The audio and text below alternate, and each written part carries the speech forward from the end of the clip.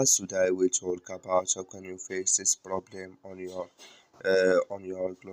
Globoplay app. So all you have to do, so you just click here on settings, click on it here.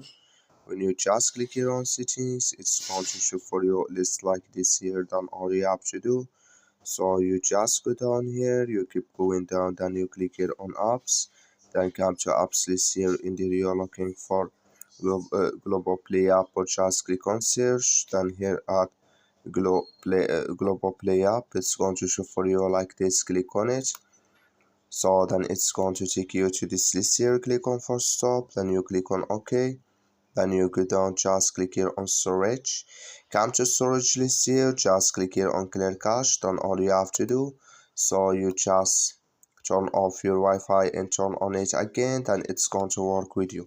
That's all you have to do. Thank you for watching. Don't forget to support us by liking and subscribe.